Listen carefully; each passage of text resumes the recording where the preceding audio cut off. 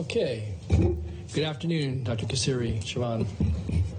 Good afternoon, Mr. Chair and members of the board. I'm Dr. Olivia Kasirye, Public Health Officer for Sacramento County, and I'm going to give a brief report on COVID. We did submit a summary to you, so I'll just highlight a few things. I think the last time that I presented before you, I talked about the concern with increase in respiratory viruses, including RSV, that was especially impacting our pediatric population, and the fact that the medical directors, the pediatric medical directors, were very concerned about the capacity in the hospitals for children. And we continue to meet with them to find ways of being able to mitigate and increase capacity. We are still seeing an increase in RSV, although there might be some initial signs of maybe a reduction right now, but we don't know yet. We are also seeing an increase in RSV among the elderly population, especially those in long-term care facilities. We are also seeing an increase in flu virus, and right now, from the last report we got with the state, we are at moderate community transmission in comparison to other counties in California. And then with COVID also, we are seeing an increase in cases. And the last report, according to the CDC community transmission levels, we moved to medium. We had been in low for quite a long time. We have moved to medium.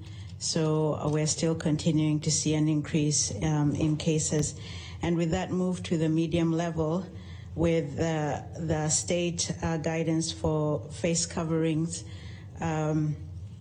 we sent out a reminder that with the movement to medium level of transmission, that certain settings such as homeless shelters, emergency shelters, cooling and heating centers, as well as state and local correctional facilities had to reinstate the universal masking. We are also continuing to encourage the general public to wear masks in public, especially in crowded areas or public transportation. We also continue to promote the measures that people can take to prevent the spread of these respiratory viruses. In addition to wearing masks, getting vaccinated for the flu and COVID-19, and for people who have symptoms to please stay home and to cover cough and sneezes and wash hands frequently. And I was also asked to address a question that came up this morning. So I do have a few overheads to show. Okay, go ahead.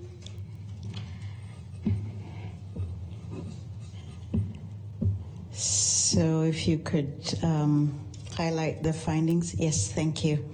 That's good. That's good. Oops. Yeah, there you go. Thank you. So I did present this report actually some months back at the beginning of the year. It was provided to us from the Fusion Center, which is one of the centers from the state that does analysis, and they provided a data brief on the overhaul for the state, and also provided Sacramento County with a data brief on the increase in deaths in Sacramento County. So when you look at the table at the bottom, you can see that from 2017 to 2019, we were seeing a gradual decrease in age-adjusted death rate, but then there was a very marked increase in 2020. And again, you can see the number of deaths, 11,903 in 2017, up to 13,388 in 2020. I'm sure that we can update this for 2021. At the time that they provided this, the data was only going up to 2020. And also you can see the age-adjusted death rate going from 748.2 to 778.1. This chart shows you. So, Dr. Kasirye, Supervisor Frost, did you have a question? I just was wondering, did you say that I didn't see that in our packet? Can we get a copy of that? I This I was did as a not result, have I it think, in the of some packet testimony. because Yeah, this yeah. was in response to a question that came up this morning. I can definitely resubmit the report that I had sent to you earlier in the year and that actually presented to you earlier in the year. So you'll get it after this meeting. And also, I would like to. I didn't see the whole page, but was that all-cause death? This was all-cause death, yes. Okay, thank you. Okay, good. Thanks. This is also all-cause death, and it just shows you the breakdown by quarter. Maybe you can make it a little smaller so it can all fit. Sure. Thank you. That's good. You're welcome. So this is by quarter, and the black line shows you the changes over quarter for 2020, and the brown one is for 2021. And then you can see the light blue for 2017, green for 2018, and the dark blue for 2019. And as you can see here for 2018, 19, 17, 18, and 19, those numbers were much lower than for 2020. If you recall, in 2020, especially the third quarter, that's when we saw a huge increase in cases and a huge increase in deaths as well. We started our vaccination efforts right at the end of 2020. I think it was right before Christmas that we received our first shipment of vaccine. And then 2021 was when we really started working on vaccination. And you can see the impact that it did reduce the impact of COVID-19. One more table that I'd like to show you, and again, as I mentioned, I will provide all of this data to you. I'm just responding to a question that came up about mortality. And what I wanted to point to, I don't know if you can see it very well, but the leading causes of death based on age-adjusted death rates. And you can see number one is Alzheimer's. You recall that a few weeks ago we did present to you a project that we're going to start looking at how to work with people that are suffering with Alzheimer's. And part of the reason for our focus on that population is because of the number of deaths that have occurred in that population. So it's a population that is very vulnerable, and we need to find ways of mitigating the impact of the disease. So number one is Alzheimer's. Number two is ischemic heart disease or heart attack. And number three is COVID-19. So COVID-19 has had a huge impact on our population and on the mortality. And again, as I mentioned, I will provide all of this information to you after this meeting. And with that, I think that's the end of my comment. Okay, Supervisor Frost, you had a question? Oh, just on the last slide, I was wondering if you could just put the last slide up again. It said COVID-19 deaths 55.3%. Does that include people who were diagnosed as having COVID-related death? In other words, they had multiple comorbidities, but COVID was also related. Or are those 55.3%, every COVID death, or just including those that had comorbidities and other related diseases, or is that just COVID that killed them? So first of all, the death rate is per 100,000. So this is 53 per 100,000 population. And then as far as what was counted in here, the CDC and the state gives us a definition that we use for being able to count a death as being due to COVID. And it is dependent on the death certificate and the complications that are presented. We do know for sure that people that have comorbidities such as diabetes, hypertension, and obesity and also chronic lung disease and heart disease were at higher risk of contracting COVID and getting complications and at a higher risk of death. But we do have a definition that we go by in order to determine whether we can count the death or not. And I can send that to you as well. I believe I think I know presented that. to you before. Yeah, no, that's all right. I think I know the definition because it was a memo that came out by the CDC. I believe it was in March of 2020 that allowed doctors to write on the death certificate that they died by if they perceive that they have COVID without even confirming it if they had symptoms relating to COVID. So some of those deaths, were with possibly other comorbidities, and that was the point I wanted to make. Thank you. Thank you. Dr. Kasirye, earlier today the question was posed, what emergency orders are we still operating under? I know the state one is in effect until February the 28th, I believe, but were there two orders that we're under or just the state order? We do have a local order. Okay, and local order. I did explain that when the state ends theirs, we will end ours as well. Okay. And again, the importance of these local orders is that they do allow us to do a lot of additional things, such as there are additional groups of people that are able to provide testing for COVID-19. The treatment for COVID-19 is also reimbursed. And as well as being able to get the testing kits and also masks. So a lot of waivers that go along with these emergencies. So it helps us to be able to provide support for the community. Okay, so but the local order will expire simultaneous with the state expiration, is that? That's correct. Okay, yes. Very good. Okay, any other questions of Dr. Kasirye? Siobhan, did you want to add anything to that? Okay, very good. Thank you, Dr. Kasirye. We do have a couple of members of the audience that wish to address the board on this item, so thank you. Thank you. All right, so I have Deborah Woolley and Christine Rich.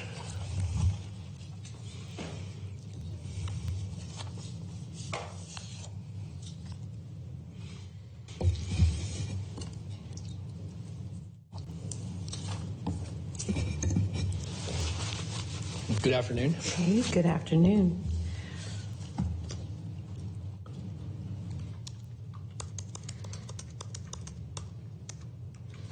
You'll have to forgive me. I've been here as long as you have. Go ahead. I just want to give a couple of gratitude for Dr. Kasirye clarifying the previous data that we had on the deaths. And I just wanted to notice the word huge. We've had a huge increase in deaths, and huge, to me, the definition of huge is not the same as Dr. Kasirye's definition of huge. So I just want to go on the record and say the explanation that I saw a few minutes ago is a logical fallacy. It's missing the total population of the county. So as far as the explanation, I'm calling it irrelevant, and we need to keep pursuing this point of view that the whole county was affected by the lockdowns and the emergency orders. If we don't include the totality of the population, the data is skewed. So yes, if we're looking at frog hairs, it's huge.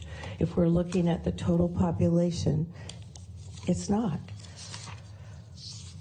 I also want to say that having orders that violate, in my humble opinion, my constitutional individual rights to mask or not mask, to vax or not vax, to test or not test, is disturbing my peace. I can't sleep at night. It's disturbing my consciousness. I want guarantee from our county that if these orders come down, that I will still have my constitutional rights to say no thank you. and that's the reassurance I would like from this board, is that you acknowledge that the Constitution is valid. If we don't have our constitutional rights upheld on a minute-by-minute basis and a principled, whether it's voting integrity or whether it's COVID lockdown mandates, it's very disturbing to the peace. I have 30 seconds left, and I just wanted to say, it's not you I don't trust, but I don't trust the CDC, I don't trust the National Institute of Health, and I don't trust the World Health Organization. You guys are great, but please, no more lockdowns, no more emergencies. This is not an emergency. Thank you. Thank you, Deborah. Okay, following Deborah's Christine Rich.